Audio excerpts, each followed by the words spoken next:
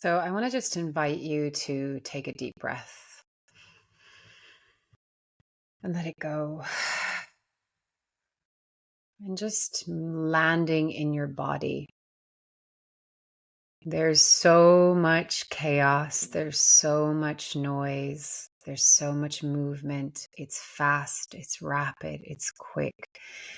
Come back and land in your home, in your vessel, in your vehicle.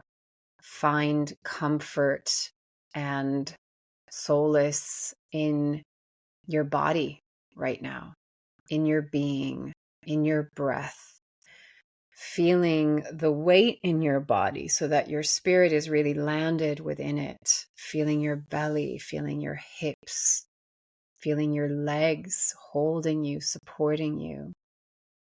This is a time to really ground in, and simple. That's the message that keeps on coming through. Simple, simplify, keep it simple. So keep returning to your breath. Keep coming back into your body. It's very easy to go somewhere else. It's very easy to go into the mind. It's very easy to go into projection. It's easy to go into distraction. It's easy to literally get pulled out of ourselves. And that creates more chaos or overwhelm or stress or anxiety or fear. And the invitation is just take the moment as often as you can to come back in, to land back in. So with that, today I just feel like it needs to be this simple, gentle reminder to be in yourself with as much of a state of love and conscious awareness as is possible. Because as chaos ensues, as drama gets louder, as there are things that we could look in the world that, it makes you cry. It makes your heart bleed, right? There's still such a shock and a disbelief that we're still doing this on this planet at this point in time. And yet here we are. And so what do we do for ourselves? And when I speak in this way, it's both the micro and the macro, the personal and the collective. They are no different. And we're really getting to see not what that looks like, but what it feels like as we're becoming energetically more sensitive and more attuned and more connected. We just are. We're feeling each other more. We're sensing each other more. People are having telepathic moments, even if it's not consciously done. There is that, it's like more that synchronicity is happening, right? Oh, I was just thinking about this person and then they messaged you the next day or 5 minutes later or 2 hours later. That is happening more and more and more and more and more.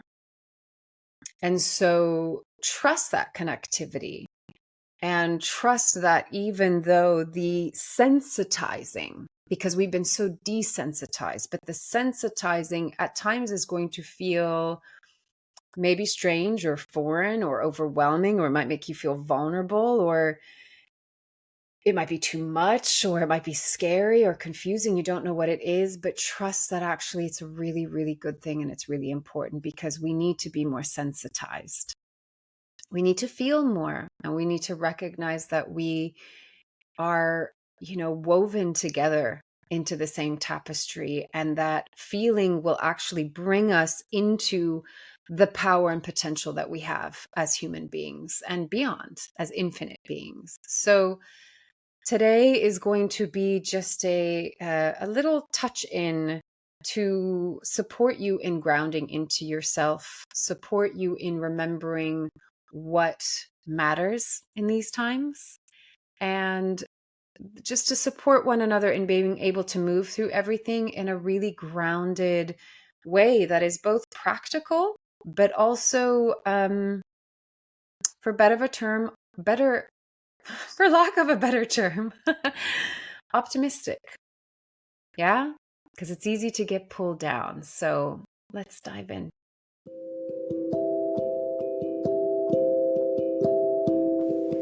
This is Corinne Bloom, and you're listening to Raw Conversations.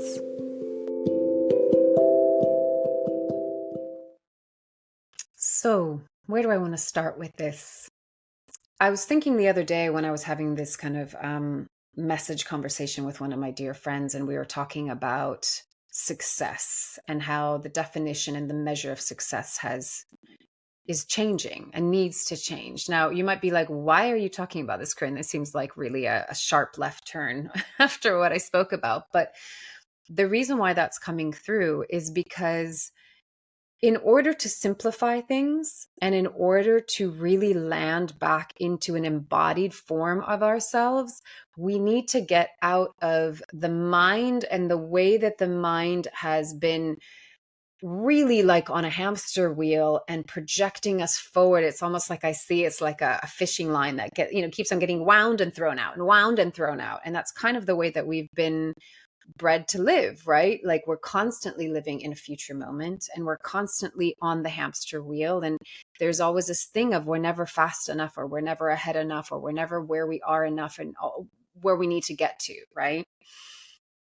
But you always have to look at what is the motivating factor for that. I often say it's not the behavior, it's the motivation for that behavior that really counts and really matters. So why this is relevant is because if we are needing now more than ever to be the stillness, the eye of the storm, to be the stillness in the chaos, we have to be embodied. But we can only be embodied if we're willing to be here and stay without the pull of distraction or without the pull of chasing the carrot or without that pull of needing to be somewhere that you're not. That's not in this moment. That's not who you are now. So success is one of these things that is a heavy hitter. It's a heavy driver in our society, in our Western culture, especially because it is having you strive for something that is not here, but that is in the future and that will measure if you're then therefore good enough, worthy, significant, lovable, all of these things. I've talked about it before. It's not new information. But just in very simple forms without like dissecting the whole topic too much. The paradigm is shifting. Success is no longer going to be defined by what you do. We've been looking to the accolades, the achievements, the doing, even, social media. And, I see these lovely, like young people that are like, oh, I want to get 100,000 followers on my Instagram. And, even this lovely guy that's like, oh, it's not about how, don't try and get the followers, just make 1,000 videos that you really love and share them. And then you'll naturally get 100,000 followers. My perspective is like, why is that so important to you? Why is it so damn important to you to have 100,000 followers? Who cares? It doesn't matter. It's not going to buy you happiness. It's not. It's an illusion. It's that I will be successful then. I will be seen then. I will be worthy then. Do you see? So probably the people that are like, 80s kids and on from me, like me, you'll be like, yeah, no, I don't care so much about that. It's more actually the younger generation. So if you're listening, it's like you're in a totally different world where you're being measured in a very different way than say when I was your age. So I respect and understand that it's different circumstances, but I will always come back to what really matters. And what really matters is a state of being. It's not ever going to be measured by some external something, right? So the new measure of success is not going to be in doing, it's going to be in being. The true measure of success is how at peace are you within yourself? How accepting of you are you, of yourself? How accepting of yourself are you? I'm sorry, I'm on the border of a migraine, so if my words come out a little bit like blah, that's why. Can you love and embrace all parts of you? Can you feel like you're good enough as you are now? Do you have to achieve? Do you have to do? Do you have to push? Do you have to try? Or can you just be like, yeah, what is here within me and in front of me is right? And you might have a preference. You might have you might have things that you prefer as to how you want to feel. We all have that, right? We're human. But the barometer and the compass needs to be, how is your state of being? You can still change things, right? But we can't change anything if we don't accept where we are first. We can't bypass that step, and we can't change anything if we're not embodying what's going on for us emotionally, physically, psychologically, spiritually. The way forward is in. The way forward is in. And that's why success is being measured and defined in a very different way, because we've seen it as something that's outside of us, so when I was younger, I was like, oh, I'm going to be a professional ballet dancer, and I'll be successful because my intent from when I was young was I want to have a positive effect on humanity. So that was the driving force, right? That was the externalized manifestation of that. And then, when I got the injury, then it was through choreography, and then it was going to be through acting, and then it was going to be through teaching, and then coaching, and then, a writer. And now what I realize is it's like, yes, those are all beautiful expressions, but they're all just expressions of what my initial inspiration and desire always was, which is my heart and my soul wants to have a positive effect on human beings. But we place it in this context of, I will only succeed in that mission if I become a famous ballet dancer or a choreographer, or, have 100,000 followers. Or do you see, we put this what's the word? It's like this stipulation, this asterisk that says, this is the way that you will fulfill your mission. No, you fulfill your mission by being it. Being it, becoming it, you're already it. It's already in the fabric of who you are. It's already in the design of who you are, the blueprint of who you are. It's in the program that you came in here with, right? And so all we have to do is allow for that to sit back into it, to trust it, and to trust that our soul is guiding us through that. And we might have to clean out the closets, and like I've said in the past, get to know your personality and work through the beliefs and the paradigms and the patterns and the behaviors. But ultimately, it all comes back to this really simple point that is just, do you accept yourself for who you are right now? Right now. There's nothing you have to change. There's nothing you have to get rid of. You're not broken. You don't need to be fixed. There's just accept who you are. And if you need to infuse more love into a part of you, do that. And then that will naturally and innately shift. It just will. You don't need to change it. It will naturally change on its own if you bring love to it. And I know you can say, oh, that sounds so simple, but it is simple. It's just not easy because of the habit that we've been in. But anyway, I don't want to go too much into that because I've said it all before. So if we change our relationship to what we define as either successful or whatever it is that is giving our life meaning or purpose, that we're now seeing as something that we have to do in order to create, that's going to keep us outside of ourselves. And when there's chaos in the world, and there's a lot of drama, and there's a lot of fear, and if you add into that this very structure that says you are what's outside of you, you are what you do, and now people are going to be scrambling because it's just, the energy is frenetic and it's chaotic and it's staticky and it's busy and it's right. So the opposite of that, to create the counterbalance, is to be in embodiment. There's nothing you need to do.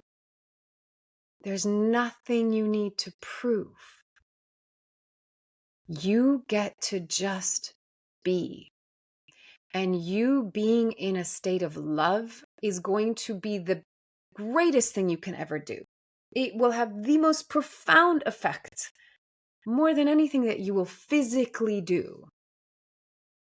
And so the new measure of success needs to be, what is your state of being like? But when I say success, it is not judged or determined or defined or validated by anything outside of yourself. The true measure of it is your own consciousness and awareness of, am I in a place of peace? And when I say, am I in a place of peace, that doesn't exclude the fact that you might feel scared and you might feel angry and you might feel frustrated and anxious or envious, or it doesn't exclude your humanity. Quite the opposite. It includes it. Being at peace is, whatever's going on inside of me, I can be with it with love. That's peace. Peace is getting out of the inner conflict. Peace is getting out of being at odds with ourselves, being in doubt with ourselves, with our source, with our soul, with our source, right? It's coming into this place of such true relationship, that there is such a profound trust that no matter the chaos, you're there. You know, the image that comes through right now as I'm closing my eyes is, you know, deep sea divers, they have that line. So they dive down along that line. And then when they come up that line. So that's the gauge, right? So they don't go off floating somewhere in the middle of the sea and you can't tell what's up and down. And because they're in such concentrated form, that line down to the ocean, that is the center still point within yourself that says, yeah, life is going to happen. There's going to be all these things around me, but I'm going to stay connected to that line. It's not rigid. It's just like that marker that says, this is home, right? This is your center. This is the still point. This is ground zero or 0 point, whatever you want to call it. Don't stray too far from that. And, you know, if you go into chaos and anxiety and that drama and this, it's okay. Come back. And the simplest way to come back is breathe. Breathe into your body, land in your body, embody your emotions. Don't get rid of anything. Don't fix anything. Don't change anything. Don't try. Just be. It's so simple. It really is. But not always easy. And the thing that makes it easier is consistency. It's the consistent practice and willingness and awareness and consciousness to keep on coming back, come back to that line, you know? And the thing is, like the deep sea diver, the free dive, so they don't have the tank of air, is you have to be in a still point. You've got to be so meditative and calm. And you know, there's still space for your humanity. Like you're going to have emotions. And some of us are more emotional than others. And some of us are more fiery than others. And some of us, you know, we all have our own unique, beautiful design. Great. Whatever your design is, love it. Embrace it. Sure, you can evolve it, of course, but not because of judgment. Right? The still point is that it's that source energy that's like, I love every ounce of your being. I love you no matter what choices you make. I love you no matter what. We don't really understand the meaning of unconditional love because a lot of the love that we have in human form is conditional. Even if we say, oh, I unconditionally love you, we're rarely pure unconditional love. And I think this is why the NDEers, when they cross to the other side, it's like they're like, you would be so overwhelmed, the feeling of love from source. Like, wow, never experienced anything like that here. So what can we do? We can get as close to it as possible. And for me personally, the years of being with is what I like to call meditation. It's just being with and getting to know my essence. What does my essence feel like? And what I mean by essence is the energy of my soul. What is the consistency, the texture, the energetic? We're speaking in the language of the energetic now. Get to know what that feels like. And that can only happen through feeling, not through doing. It can only happen through being, not through doing. And so right now, as I'm speaking to you, I feel it. I can feel it around, and it's warm and it's kind of tingly and it's alive. And there's a part of me that's like, ooh, I want to get like goosebumps, but it's also very calm. It's so loving. It's so loving. And this is what we need to connect with inside of ourselves, because the world doesn't need us to be more hard. It doesn't need us to do more. It doesn't need us to succeed and achieve more. It doesn't need us to be freaking right. It needs us to be in that fabric of love, which is the makings of who we are. It's who we are. We need to remember our essence. And when you feel it, it's not a concept. You don't experience it and learn about it through your mind. You need to put the mind a little bit to the side, or just drop in. Never mind putting it to the side. That's too complicated. It's here, right? Drop in. Drop in and feel. Don't think. Feel. And let it be whatever it is. Don't project into what it should be. Don't even project that it's like, oh, it should be something that's totally peaceful. You might have to go through the like kinks first. That's like, oh, this is really uncomfortable. And it's like crunchy. And it brings up like, anger or whatever. Yeah, you need to move through the fibers of that and break it down, not by force, but through love. Because then when we come into this place, when I'm connected to that essence, it's so soft. It's so gentle. It's like silk. It's like being in the most beautiful water. Like I'm a proper mermaid, and the sea for me is my temple. It's my home. It's my everything. And when I'm diving through it, I feel the silkiness against my skin, and it just feels like bliss to me. You know, for some people it's the mountains, for some people it's the forest, for some people it's the desert, like find the part in nature that reflects the feeling of your essence. Find the color that reflects the feeling of your essence. And bring those elements into your life more, because they will reflect. Like I always have blues. So seafoam greens, they bring me peace. They bring me home. They make me happy. So do these little things that remind you and reflect to you, oh, this is home. And home is the essence of who you are. And that is what's going to change the world, not by way of like, there's nothing that we can do to change the world right now physically, right? Like it's mad, right? But actually somebody used this analogy, and I remember this. I remember I've seen Veda Austin in person. And if you don't know her work, she's such a lovely woman that has kind of taken Dr. Emoto's work on the structure of and the influence of our consciousness on water. And she's brought it to a whole other level. She's a beautiful, beautiful being.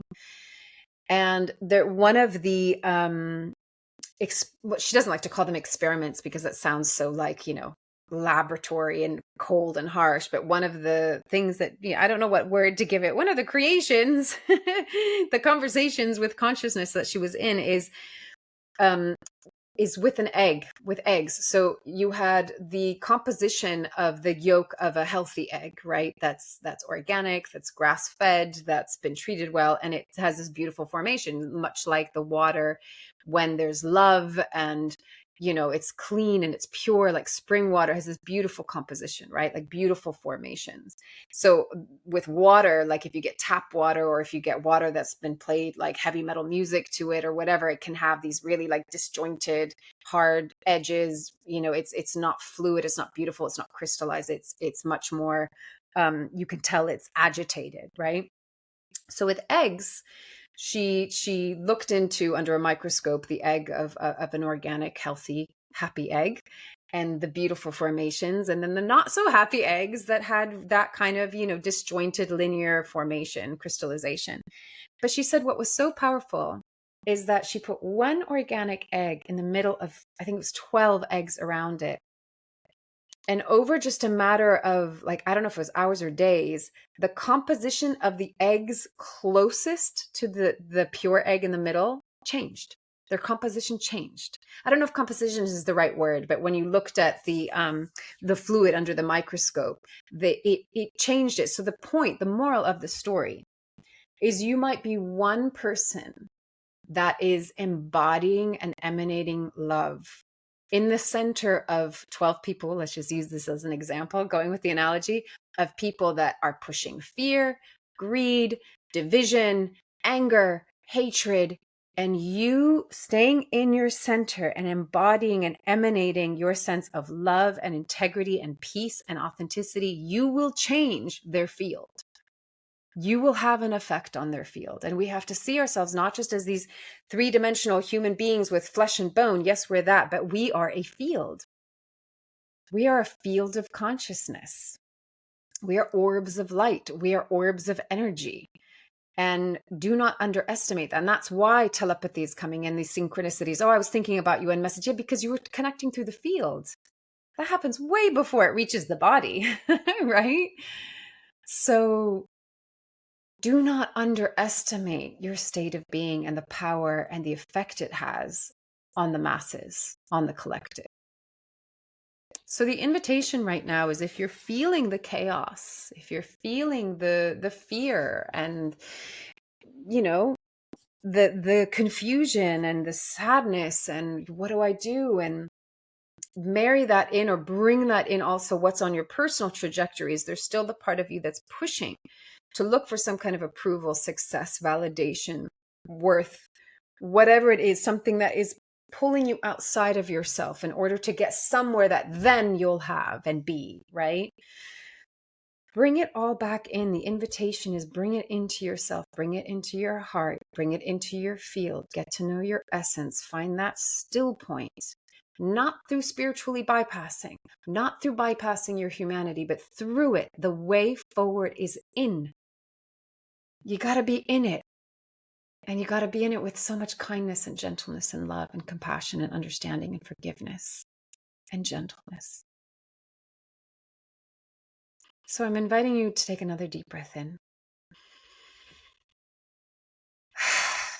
Letting it go. And notice what just one breath does.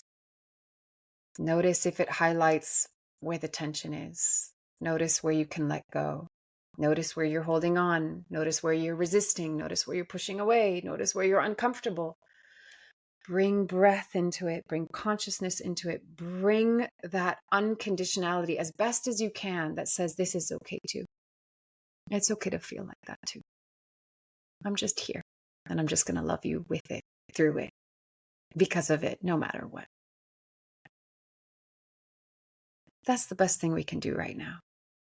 And when you do it, you will feel so much more grounded. You will feel so much more calm and peaceful. And then the chaos can ensue, but you're not feeding it. You're aware of it, but you're not feeding it. You are the counterbalance to that, which is be love, be peace. It's not some hippy dippy woo woo shit. It's very fucking real. Excuse my language. It's real because we are energy, and energy matters, and intention matters because it affects the focus of energy. Where are you placing your focus? And therefore, where are you placing your energy? We're not fighting against, we're creating the balance for. And love and it's so cheesy now that I don't even like using these terms, but love and light and that pure source energy will have the effect like the egg in the middle of the 12 not so happy eggs. Yeah. So be the happy egg. And you know what I mean? It's not just about, oh, I'm happy, I'm fine. We're beyond that shit, right? No more masks, no more facades. Only real, only authentic. But real and authentic requires compassion. Real and authentic requires inclusion. So go in. You will move forward naturally, innately, inevitably. But you'll get there as you're meant to get there, not by chasing, but by being. So go in, rest there, find peace, find comfort, find solace, find faith, believe in yourself, believe in your soul, believe in source, believe in humanity, believe in love, believe in your heart, believe in your power. You are powerful beyond measure, but you got to reside here. That's it. Shorter and sweeter for today. As always, take it or leave it as feels right for you, and just really, really, truly from the bottom of my heart, loving you from afar. Thanks for being here. Bye.